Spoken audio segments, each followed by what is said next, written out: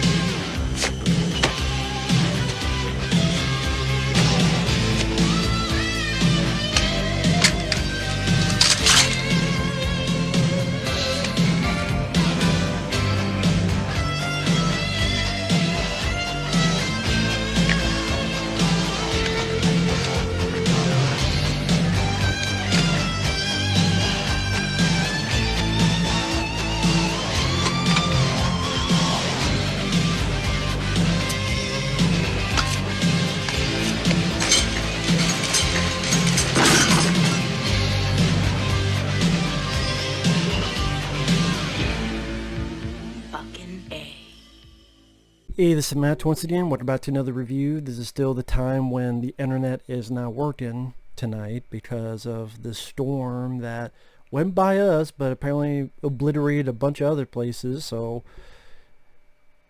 Viacom decided to not work for internet here for at least, I don't know, since 1 p.m. and it's like 10 p.m. and just nothing tonight. So I'll do some reviews. Don't know when you'll see them, including reviews like this, The Spy Next Door. Another request for Johnny. Thank you so much. If anyone wants to request pretty much any type of video, you can request it either directly to my PayPal or join my Patreon. That, or like I said, request it, send it directly to my PayPal. It can be pretty much any type of video. Feel free, if not, no worries. The Spy Next Door. Jackie Chan was up for the Pacifier. Something happened, he didn't do it, Vin Diesel did it, and it made some money. People forget, the Pacifier was a box office hit. Which is crazy when you look at the fact that how many Vin Diesel films have bombed that wasn't Fast and Furious. And the Pacifier is one of the few films of his outside of that was a hit. Like Pitch Black, Triple X, the Pacifier. And you know what? I like the Pacifier. I thought it was cute. It was harmless. And I thought it was entertaining. I thought Vin Diesel did a good job. I thought the ending was kind of cute where the father made the whole trap room based on this nursery rhyme he did for his kids. And Vin Diesel has to do it. And it's silly, it's goofy, but I had fun. I liked the goose that bit his fucking ear. Silly stuff that made me laugh. But since Jackie Chan was going to do that, I believe that's why you have some of Jackie Chan's stunt team. I think even the writers, which I think were the writers of Reno 911, Thomas Lennon and Ben Grant, they had written it for Jackie Chan. So you watch that, you know, it's okay, I could see that. But again, I thought Vin Diesel did a good job. And that's a much better film than this. So I find it ironic that the film that Jackie Chan was going to star, is almost the same movie, is better than the one Jackie Chan did star in. Just number one, if you think the Pacifier is written badly, I think this is worse. Number two, sadly just showcases Jackie Chan, this was 2010, just much older, but yet years later I would see him in Skip Trace. I enjoyed that. But he's not able to do a lot of Jackie Chan themes, maybe because it was a family comedy, maybe because it was an American movie. There's a little bit more wire work. And then you have Billy Ray Cyrus and fucking George Lopez as your supporting characters. The kids are irritating. I could deal with the kids in the Pacifier. The kids here, there were 3 kids. You had older bitchy teen girl with attitude. You had little Miss Muffet trying to be so cute that it hurts. And then you have the middle kid who's one of those I'm so smart because I'm saying things that a kid my age would not be saying, so I'm super smart, but, you know, you become off as fucking annoying. I've seen this before. I did not like it when I first saw it, because when I first saw it, I'm like, what the fuck? Because the first stuff you see is stock footage from the tuxedo. Oh, that's great. Remind me of another piece of shit Jackie Chan film. Rush Hour, and especially Operation Condor. And it's like those scenes mixed in with a fucking yellow piss color filter, whatever the fuck it was. I forget if it was yellow. And then the song Secret Agent Man, Secret Agent Man. So this is showcasing this character's history by showing other movies Jackie Chan has been in. So you were too lazy. You could not shoot a little montage of just Jackie Chan doing some kicks and flips and things of that nature. That you literally had to go steal other Jackie Chan films. That would be like making a new fucking Bruce Willis film and then put in footage of Last Man Standing, Die Hard, and fucking Mercury Rising. And it's called The Boar Next Door. Who's more boring, you or Bruce Willis? Who will sleepwalk the most? God damn. It just won't work.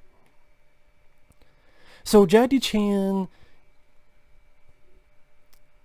he caught this guy, bad guy. He's okay. Things are okay now. His co-workers is Billy Ray Cyrus, which I'm sorry, Ray Cyrus. I know Hannah Montana, all that shit. I don't watch Hannah Montana. I don't watch that shit. What I do remember is A.T. Breaky Heart by Billy Ray Cyrus. My A.T. Breaky Heart, I just don't think you understand. That's forever going to be Billy Ray Cyrus. He's not an actor. And George Lopez, take George Lopez and turn him down a few notches. Not quite mute, but just not that interesting or funny in the movie. He goes off because he loves this girl, but the girl goes, hey, if you take me, I take my kids, and my kids don't know you, they don't like you. Then she's got to go off, and Jackie Chan goes, hey, I'll watch the kids. And so Jackie Chan, this character is a secret agent, but he does not know what Halloween is.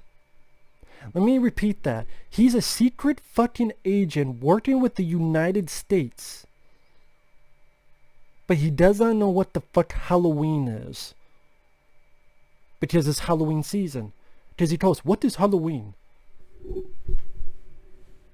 You're telling me that you're this fucking old, Jackie Chan, well, I think they say his character's name or pseudonym was Bob. You don't know fucking...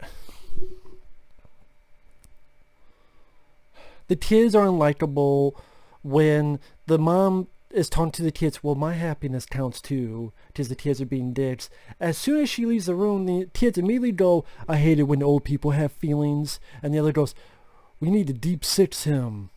Jackie Chan's character. I'm like, you fucking brats. You all can go kick each other through a fucking field goal while it's on fucking fire. God damn it. And then when Jackie does do action, there's a bit of wire work you could tell, like when he's got to jump up, because there are times where it looks like he's floating. Now it's not always that obvious, but if you watch enough Jackie Chan films like I have and you see how he moves, like when he goes up to rescue a cat from a roof, you tell that there's certain little moments that he looks like he's floating. That's because of wire work.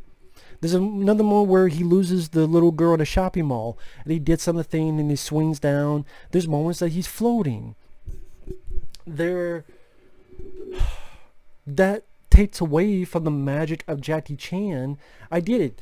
You want to have wire work because you want to be safe because you're much older. But at the same time, then, when you've made that your bread and butter for so fucking long, and then you go over here, it does take one out of it. Whether for a minute or for a mile. It does. It fucking does. Yeah, shitty dialogue. Billy Ray Cyrus, he's as gone as rum cake at an AA meeting. Stick the scene in, man.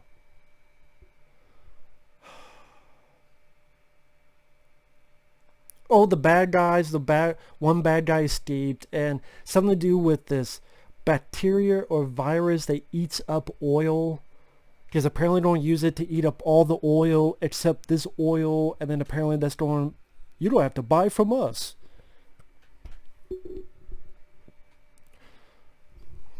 Okay. I would think that if you found a fucking thing that could eat up oil, sell that to the people who, oh shit, there's an accidental oil disruption. I bet they were paid a shitload of money for that, to have that in their bat just in case. Be like, we want the profits. And it would be legal, and they would still get away with it, stinking rich. The fuck do I know?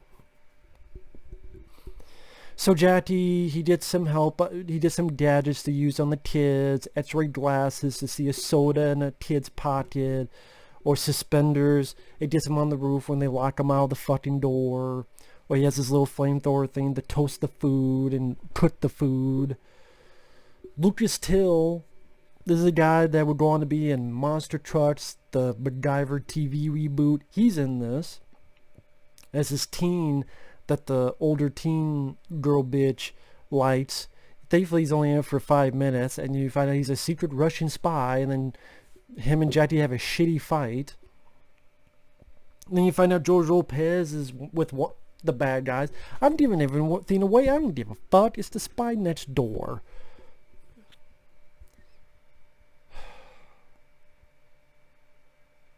The only time I got a little bit of a smirk out of an action scene is during the finale when he's fighting the bad guys in the kid's house, his girlfriend's house, and he's beating the fuck out of a guy with frying pans.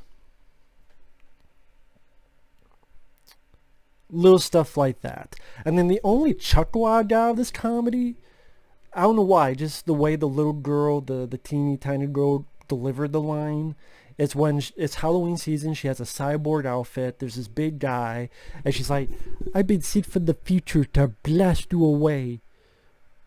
And the guy laughs and she fires it, and then this huge, he gets pulled all the way back and through the fucking wall or door. And I don't know why that made me laugh. I think just because of how she said the line, it didn't feel so forced. It just seemed, is this a cute thing, little kids? I'm going to blast you away. Yeah, right. For some reason that moment made me chuckle. It did make me chuckle, but that's the only time. I mean, before that, the girlfriend finds out, dumps Jackie, Jackie leaves, the little boy follows him, they get captured, then the older girl, because she now likes Jackie, all three of them are captured, then Jackie helps escape, get the ropes off, does his little thing with a bicycle, fighting the bad guys, then that leads into the house at the finale, where he beats some people up with one guy with a frying pan. But it's nothing grand or big like other Jackie Chan films. It's not as, a lot of Jackie Chan films, you look at them, there's this big explosive ending. Like you look at the ending of Rumble in the Bronx on Super Cop. But that's not what it's trying to be. It's a little kid's film. But it's, again, even the Pacifier, that whole thing in the basement with him having to do that dance and avoid all these traps, even that felt like a bigger event than here. It just seemed as if this is a scene that could just be in the middle of the movie instead of the finale of your motion picture. It just, the music I didn't care for. Cheap enough to use fucking stock footage from other Jackie Chan films in the beginning. The action scenes did not impress me, especially the times where you could tell it was wire work involved. The three little kids I did not care for. I mean, the little girl had her moments, the teeny tiny girl, but the kid in the middle, he was especially annoying. He's one of those kids that acts as if he's super smart, but he's just a fucking... Maybe it's the way he was directed. Maybe it's the way he was written. Maybe it's not the kid's fault, to be fair. Maybe it's the writing and direction. Although it's directed from the guy who did Jingle All the Way, and I like Jingle All the Way. But, you know, every director has their mistakes. And yeah, it's funny that this is such a rip-off of The Pacifier, which Jackie Chan was going to star in, and yet The Pacifier is better than this movie. I think it's more fun than this movie. It's more entertaining than this movie. And it felt better directed than this movie. And the kids didn't seem as annoying as the kids are in this movie. And at least that had like a cute duck to bite Vin Diesel on the ear. You didn't have any that in this. They have like a little turtle, but barely do anything with it. So The Spy Next Door, easily one of the weakest Jackie Chan films. Not just American, but his entire filmography. Like Jackie Chan, has he done like 100 movies? I swear there was something like he's done like 100 films technically, because he's been working since fucking 50s, 60s, when he was like a kid doing stuff, and then when they try to make him a wannabe Bruce Lee, and then all this other stuff. So yeah. But anyway, with that said, it's not the worst Jackie Chan film. That would go to like, I don't know, The Prisoner, which I hated. Which do I hate more? This or The Tuxedo? That's hard. That's tough because I dislike both of them a lot. I mean, it's sad to say I would rather watch Rush Hour 3 than this. I don't know. This or The Tuxedo, that's tough. That's tough. Even The Medallion, which I did not like, I'd probably put above this. Just because it doesn't have annoying kids in it. Although that has a lot of wire work and a lot of fucking special effects. Which I'm like, Jackie Chan is a special effect. It's gimmicky and a gimmick, as one person would say. It's it's one of Jackie Chan's, easily his top 10 worst films. And he's made enough fucking movies. He'd have a top 10 best and a top 10 worst. This, along with The Prisoner and The Tuxedo, would be in his top 10 worst. What else would be on there? I don't know, because I haven't seen every single one of his films. But with that said, thanks for watching. Take care. This is just a tired, lazy, unfunny kids comedy. And Jackie Chan is not bad acting wise, but it doesn't save the film. At least not for me. Not when there's so many other variety of movies you watch with Jackie Chan. Mr. Nice Guy. Who Am I? Police Story films. Legend of Drunken Master. Shanghai Noon. Rush Hour, Rush Hour 2, even Shanghai Nights, and more. So with that said, thanks for watching. Take care. We'll see you guys later. Bye-bye.